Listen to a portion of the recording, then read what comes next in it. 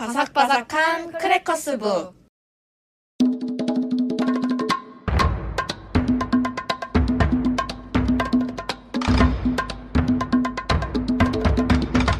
안녕하세요. 안녕하세요. 안녕하세요. 네, 저희가 홍콩 영화 특집 시리즈 4부에서도 일람 작가님과 함께 하고 있습니다. 네. 저희 영화 한 번만 읽어주실 수 있을까요? 네, 홍콩 영화 특집 시리즈 4부 영웅 본색입니다. 혹시 다들 영화 언제부터 보셨나요? 저는 그냥 막 명장면 정도만 알고 있지 최근에 봤거든요. 저는 아버지가 영웅 본색에 대해서 그 영화는 한 번은 꼭 봐라고 얘기를 하고 한 번도 못 봤던 영화였어요. 사실 이 녹음 오기 전에 그 전날 밤에 영웅 본색을 봤는데 누워가지고 눈물 줄줄 흘리면서 봤습니다. 새벽 2시에 눈물을 흘리셨다고. 너무 슬프던데요. 그게 너무 좋았어요, 저는. 일람 작가님은 언제 접하셨나요? 저는 대학교 때 이제 수업에서 처음에 이제 오우삼 감독이 나왔을 때 이제 영화를 봤는데 네. 그때 당시 졸아가지고 아이고. 많이 못 보고 이제 최근에서야 이제 몇 번 봤는데 영화를 볼 때마다 정말 되게 이상하다라는 생각을 하게 되더라고요. 네. 그럴 수 있는 것 같아요. 그죠. 어떤 의미로 이상하다고 얘기를 하실지 이따가 한번 같이 들어보는 걸로 합시다. 네, 그래서 이제 영화 소개를 먼저 해보자면 오우삼 감독의 작품인데요. 이게 뜻이 영웅의 본래 모습이라고 합니다. 저희가 잘 알고 있는 게 이제 주윤발 배우가 성냥개비를 물고 이제 쌍권총을 쓴다던가 아니면 이제 선글라스를 끼고 바바리 코트를 날린다던가 이제 그런 장면으로 기억하시는 분들이 많으실 것 같은데 이런 거에 대한 동경이 모이면서 코드를 담은 게 홍콩 누아르라는 장르를 만들기도 했죠. 네. 이 영화는 사실 1986년도에 개봉을 했지만 원작이 있는 거 아시나요? 1960 몇 년도에 원작을 리메이크 한 거라고 하더라고요. 근데 그때 거기에는 주윤발 캐릭터는 없었대요. 그래서 이 작가님이 넣으신 거겠죠. 그래서 꾸준히 사랑을 받아서 2018년도에는 영웅 본색 4편까지 개봉을 했대요. 와. 그리고 실제로 이게 2021년 올해에는 장국영의 기일을 맞아서 CGV에서 영웅 본색 1편과 2편을 재상영하기도 했다고 합니다.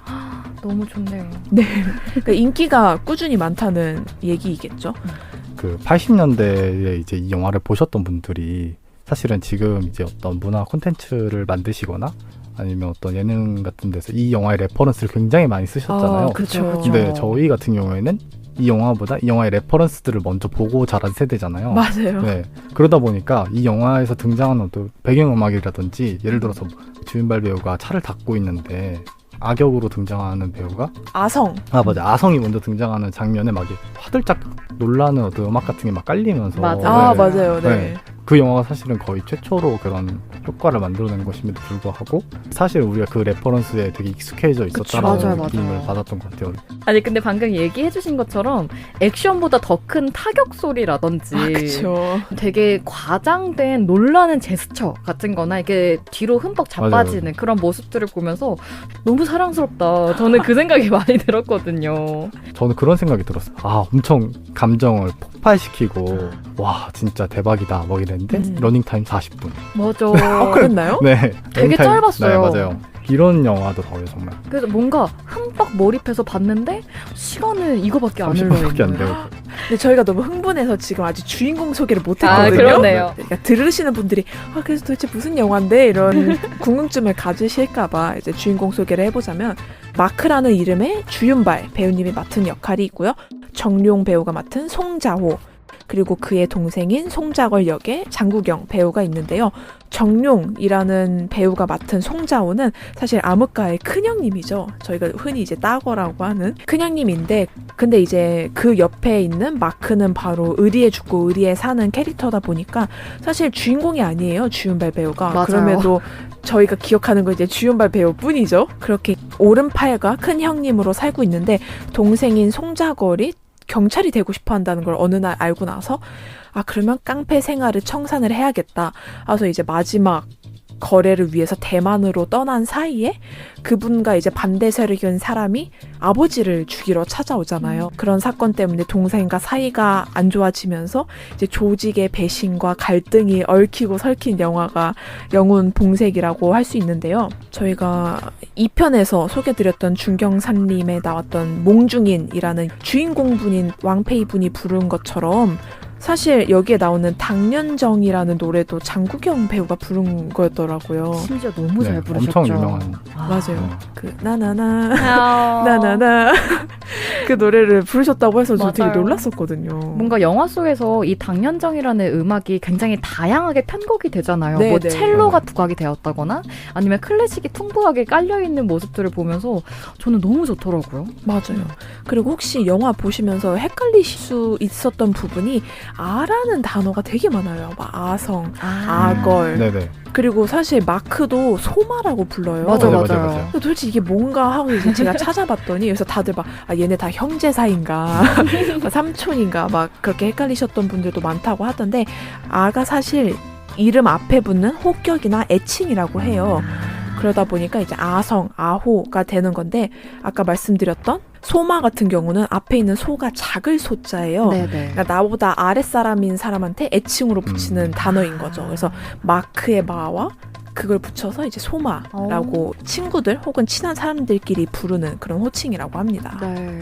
네, 그리고 명장면으로 꼽는 게 다 다르겠지만 혹시 여러분들은 어떤 장면이 가장 기억이 나시나요? 저는 거의 마지막 장면이기는 한데 아성을 죽이라고 총을 형에게 쥐어주고 자호가 아성을 쏘고 난 후에 아걸의 표정을 보면 약간 초반에 갖고 있던 형에 대한 원망과 더불어서 역시 당신은 변하지 않아 라는 그런 체념 같은 것도 같이 담겨있는 눈빛을 장국영 씨의 눈빛을 보면서 어떻게 저런 연기를 맞아요. 이라고 생각을 하기도 하는데 바로 그 다음 장면에서 그 형이 자신의 손에 수갑을 차잖아요. 맞아요. 그래서 그렇게 눈물이 나더라고요. 뭔가 안타까웠어요. 서로 길이 다른 것뿐이야 라고 이야기를 하지만 두 사람의 마음이 어땠을까? 그 모습은 정말 인상적이었어요. 네.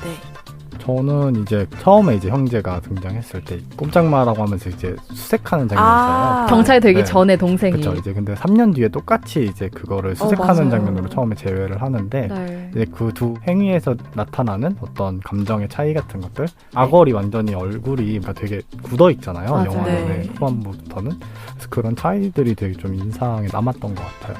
저는 이제 가장 인상 깊었던 장면이 첫 장면인 것 같아요. 큰형님과 오른팔에 그 너무 누군가도 끼어들 수 없는 관계를 잘 보여준다고 생각을 했어요. 둘이 걸어가거나 혹은 막 달러에다가 불을 붙여서 담배를 피잖아요. 맞아요. 그냥 그렇게 함께 있을 때 우리가 얼마나 즐거운지를 보여줬던 초반 장면이 유독 기억이 많이 납니다. 그때 주윤발 배우의 여유로운 제스처라든지 약간 그 사무 직원한테 막 이렇게 피식피식 거리는 그쵸, 그런 꽃 장면이라든지 뭔가 형님 우리는 이제 앞으로 못할 게 없잖아요 라고 천하를 진 것 같은 그 모습들이 이때 저는 그 주윤발 배우의 연기를 처음 봐서 그런지 너무 인상적이었거든요. 맞아요. 너무 좋더라고요. 되게 강렬했던 걸로 기억을 합니다. 약간 이런 클리셰를 무조건 피하자라는 의견에는 좀 반대를 해요. 왜냐면은 클리셰 그 자체가 주는 효과가 원래는 영화를 보기 위해서 우리가 찾는 어떤 즐거움 중에 하나잖아요, 사실은. 그러다 보니까 얼마 전에 개봉했던 영화 중에 마틴 에덴이라는 영화가 있는데 네. 그 영화도 사실은 어떻게 보면 굉장히 클리셰가 엄청나게 많이 등장하는 영화고 영웅본색이랑 좀 겹치는 느낌이 있어요. 그런데 그 영화를 보고서 진부하다라는 생각은 들지 않는데 영웅본색을 보면서도 되게 이 영화가 되게 진부하다라는 느낌은 사실 잘 안 들 것 같아요. 왜냐면은 이 영화가 하고 있는 그 감정의 과잉 같은 것들이 부정할 수 없게 만드는. 네. 저는 근데 또 다른 게 네. 제가 이제 클리셰를 너무 잘 찾아내서 그런지 네. 그러니까 보다가 이럴 것 같은데 했는데 그 장면이 나오면 되게 팍 상하더라고요. 그러니까 그 천밀밀도 보면서 처음에 그랬던 것처럼 이거 또 나중에 나오겠구나 그 생각을 하긴 했거든요. 그래서 그런 의미에서 최근에 봤던 영화 중에 전 미나리가 가장 좋았던 게 예상할 수 있는 장면이 하나도 없고 캐릭터가 없는 거예요. 그래서 오랜만에 좀 빠져서 봤던 것 같아요. 저는 작가님들이 방금 얘기하신 두 영화를 접하기는 했는데 이 영웅본색과 연결되리라고는 전혀 예상치 못했어서 그러게요. 되게 새롭네요. 아마 영웅 본색에 대한 저희가 할 수 있는 이야기는 이 정도인 것 같고요. 이에 맞춰서 이제 책 소개해볼까요? 네. 저는 영웅본색도 그렇지만 지금까지 소개드린 홍콩 영화들을 보면은 왜 그렇게 사랑스럽고 슬픈지 모르겠어요. 네. 네 편의 영화를 보면서 모두 다 울었거든요. 그냥 눈물이 많으신 거 아닌가요? 아니에요. 저 영화 보고 잘 안 우는 타입인데 유난히 그렇게 마음이 많이 가더라고요. 그래서 제가 오늘 소개할 책은 문학동네 출판사에서 2015년 2월에 출간된 김성중 작가님의 국경시장을 갖고 왔습니다. 책 속에는 제목이기도 한 국경시장에 대한 이야기가 제일 처음 나오는데요. 네. 한 물건을 사기 위해서 자신의 기억을 파는 이야기가 들어있고요. 네. 그리고 천재적인 재능을 얻는 대신 굉장히 짧고 고통스러운 인생을 택해야 되는 병에 관련된 이야기가 있는 쿠문.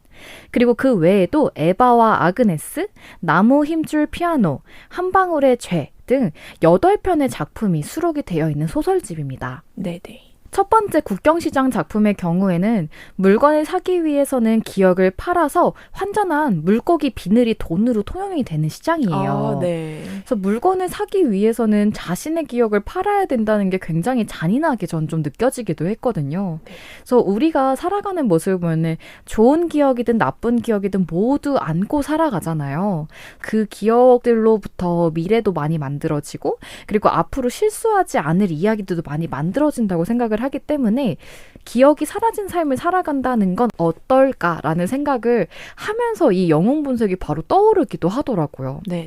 그래서 영화 속에서 주인공들이 각자의 기억과 과거를 통해서 서로를 이해하지 못하는 순간들이 굉장히 많잖아요.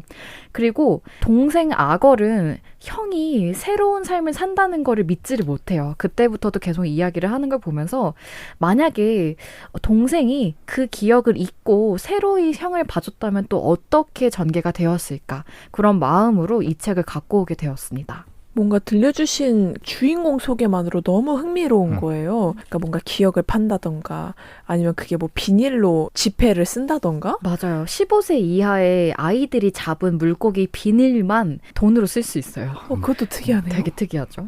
그래서 저는 이 영화가 유독 좋았던 게 그 알고 있던 OS가 조금 더 접합이 돼서 조금 더 그랬던 것 같기도 하고 그래서 이 새로운 감정을 소설과 함께 느껴보시길 바라면서 갖고 와봤습니다. 네, 감사합니다.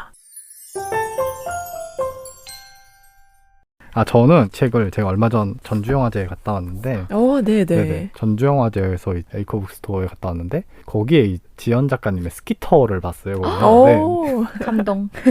그리고 이제 거기서 이제 사실 이 영화를 보고 나서 가장 먼저 들었던 생각은 뭔가 우정에 관한 책이 있었으면 좋겠다라는 네. 생각을 해서 까연 작가님의 네가 있는 곳은 어떤지 물어보고 싶어라는 책인데 근데 이 책은 서문에 이제 이렇게 되어 있어요.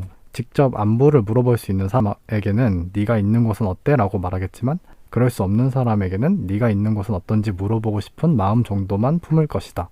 상대가 이 세상에 없기 때문에 그럴 수도 있고 모정의 이유로 어떤 연락도 어려운 사이가 되었을 수도 있고 감히 추측할 수 없는 이유가 둘 사이에 존재할지도 모르겠습니다. 라고 이제 쓰여 있는데 저는 이 문장이 되게 마음에 들어서 네, 골라하게 되었고 네네. 그 뭔가 되게 영화에 대해서 항상 하루에 되게 많은 시간을 영화란 무엇일까라는 생각을 항상 하는데 네네. 네, 옛날에는 되게 맹목적으로 영화를 사랑한다라는 생각을 했던 것 같아요. 근데 그건 아닌 것 같고 그보다는 영화와 나누는 어떤 우정이라든지 약간 그런 거에 대해서 생각을 항상 하게 되더라고요. 네. 그러다 보니까 이 영화에 등장한 어떤 우정이나 이런 친구에 관한 이런 어떤 이미지나 이야기들이 저한테는 영화의 어떤 본성 떠올리게 하는 그런 느낌이 있어서 친구들과의 관계라든지 아니면 자기가 생각하는 관계나 우정에 관한 이야기들이 있어서 추천을 하게 되었습니다. 네, 맞아요. 사실 영웅 본색을 보면 정말 친형제가 정말로 형제인지 혹은 의형제를 맺은 소마와의 관계가 정말 우정인지 저는 보면서 되게 헷갈리더라고요. 네. 그러니까 친동생은 형을 초반 부분만 해도 되게 몰아냈잖아요. 밀어냈잖아요. 자신의 인생에서. 근데 그 자리를 지켜준 건 소마였고 결국 또 탈출을 시켜준 소마가 나중에 구하기 위해 달려오는 걸 보고서 로맨스로 봐도 사실 무방하죠. 그죠. 그럴 수 있죠. 네. 그 당시 최초의 브로맨스 아니었을까요? 그럴 수 있겠네요. 정말로요. 홍콩 누아르이자 브로맨스. 영웅 본색과 굉장히 잘 어울리는 책을 가지고 와주셔서 같이 읽어보면 너무 좋을 것 같습니다. 네. 좋은 책 추천 감사합니다.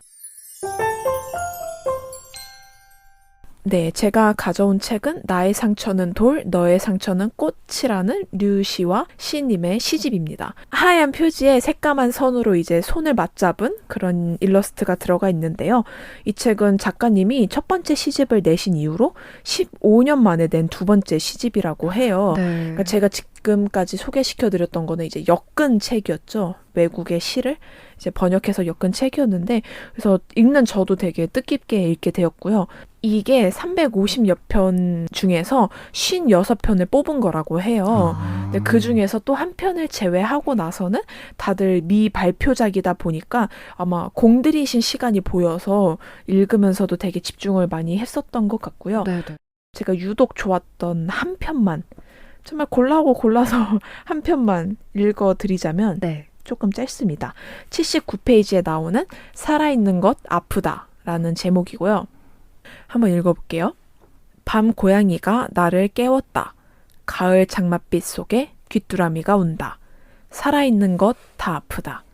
다시 잠들었는데 꿈속에서 내가 죽었다. 그날 밤 별똥별 하나가 내 심장에 박혀 나는 낯선 언어로 말하기 시작했다. 나중에야 나는 알았다. 이것이 시라는 것을. 그러니까 뭔가 작가님의 시인으로서의 직업적인 생각도 드러나면서 또 살아있는 모든 것이 아프다라고 했을 때 영혼 본색에 나오던 그 모든 주인공들이 아팠기 때문에 근데 저는 이 얘기 들으면서 네. 두 분이 아무래도 소설도 쓰시고 글도 쓰시니까 어떤 마음이 드셔야 글을 쓰시는지가 되게 궁금하네요. 네. 작업을 시작하는.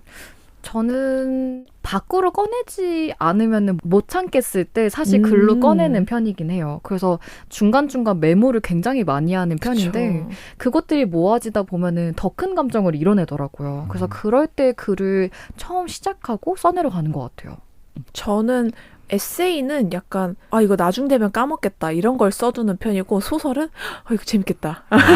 약간 관점이 좀 다른 것 같아요. 그죠, 그죠. 네, 그런 식으로 떠오르는 것 같네요. 그래서 앞서 말씀드렸던 것처럼 저는 영혼 본색의 모든 주인공들이 아팠고 그들의 상처는 결국 꽃이 될 수 있을 수도 있다. 그런 의미에서 이 책을 가져와 보았습니다. 네, 감사합니다.